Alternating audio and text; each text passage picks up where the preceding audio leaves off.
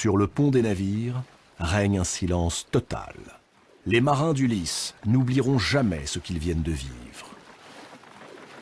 Les plaintes et le fracas des chaînes résonnent encore à leurs oreilles. Les pensées d'Ulysse vont à Achille, Agamemnon, Ajax, Patrocle et à tous ces valeureux guerriers réduits à n'être plus que des ombres languissantes pour l'éternité. C'est donc ainsi que les dieux récompensent les exploits, le courage, l'honneur, en enfermant chacun dans une prison de ténèbres. Les dieux, décidément, sont bien injustes.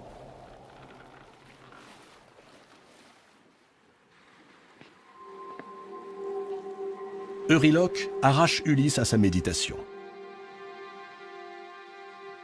Le vent est tombé, la mer est d'huile, sous un soleil de plomb.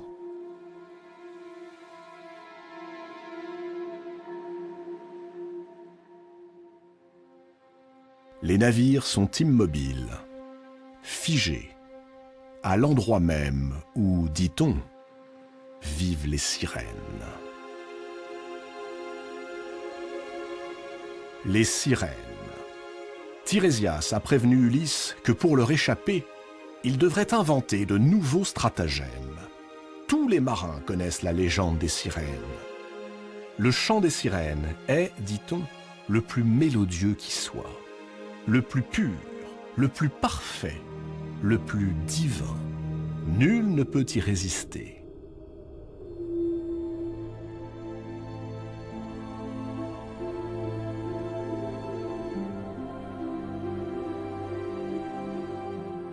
Les sirènes prennent tour à tour l'apparence de femmes oiseaux ou de femmes poissons. Leur buste est celui d'une déesse à la beauté éclatante. Ils surmontent une unique et scintillante nageoire, ou bien des ailes aux couleurs chatoyantes qui leur permettent de voler.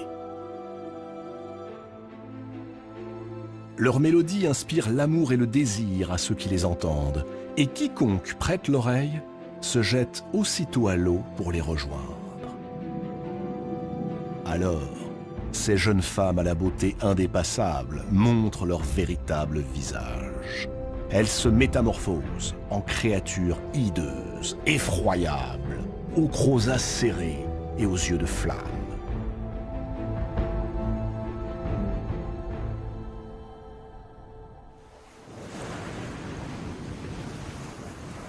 Elles entraînent leur proie dans les tréfonds et les dévorent. Au fond des abysses se trouve le palais de ces sorcières au visage de fées. Il est composé des ossements sans sépulture des infortunés marins séduits par le chant des sirènes. Ulysse a une raison supplémentaire de redouter ces créatures. Elles obéissent au dieu Poséidon.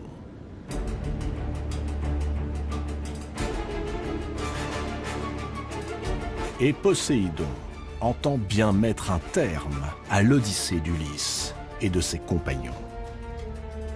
Circé, le jour de leur départ, avait parlé à Ulysse des sirènes, ces divinités impitoyables, totalement maléfiques. Pour ne pas céder à leur chant trompeur, avait dit la magicienne, qu'Ulysse emporte avec lui de la cire, dont il se bouchera les oreilles, ainsi que tous ses compagnons. Alors, nul n'entendra le chant des sirènes, auquel il est impossible de résister. Et surtout, qu'Ulysse et ses hommes rament et ne s'arrêtent pas. Euryloque, fidèle aux instructions de la magicienne, ordonne que l'on ferle les voiles et que chacun se mette aux rames. Puis Ulysse fait fondre la cire et la distribue à chacun de ses compagnons.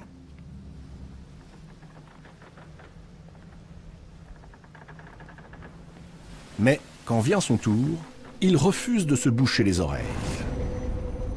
Ce chant mystérieux dont tout le monde parle, le chant des sirènes, il veut l'entendre. Il veut savoir par quels mots et par quelle mélodie les sirènes font perdre la tête aux plus impassibles des mortels.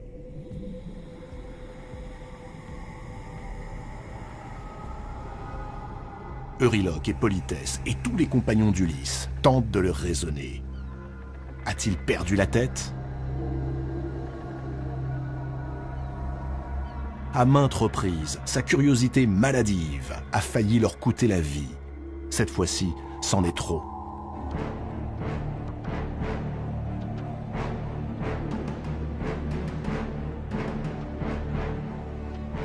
Mais Ulysse a un plan qu'il détaille à tout l'équipage. Qu'on l'attache solidement au mât de son navire et que chacun se bouche les oreilles avec la cire fondue. S'il demande à ses hommes de le délivrer de ses liens, ils le liront sur ses lèvres. Alors qu'il resserre encore plus les cordes, qu'ils ignorent tout ce qu'il pourra leur dire. C'est aussitôt fait. À cet instant, des flots s'élève un chant merveilleux.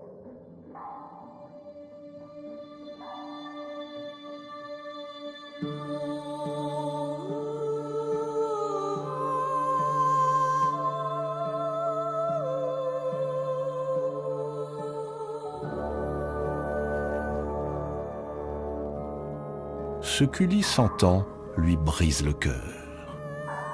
Les sirènes chantent les souffrances vécues devant les murailles de Troie.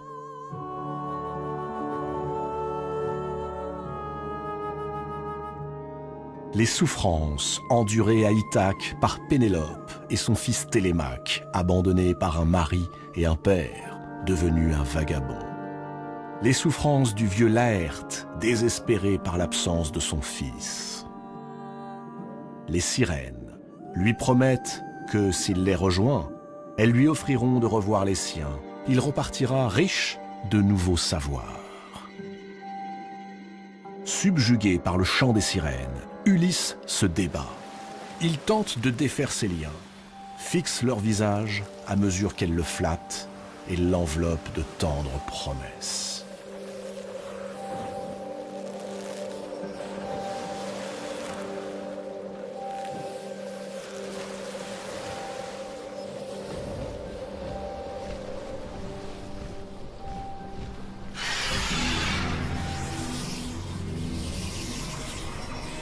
Ulysse supplie ses hommes, les menace. Mais sur le pont du navire, nul ne l'entend. Ainsi qu'il l'avait commandé, tous les marins se sont bouchés les oreilles et rament en cadence, insensibles au chant des sirènes, comme aux cris de leur roi. Euryloque ordonne qu'on redouble l'emprise des liens d'Ulysse, jusqu'au sang s'il le faut. Tandis que les rames frappent la mer avec plus de force que jamais. Voguer au plus vite, filer comme l'épervier, avait recommandé Circé, la magicienne. À mesure qu'il s'éloigne du rocher des sirènes, les chants s'atténuent. On entend les derniers cris des sirènes qui voient leur proie leur échapper. Puis, lentement, le silence revient. Mais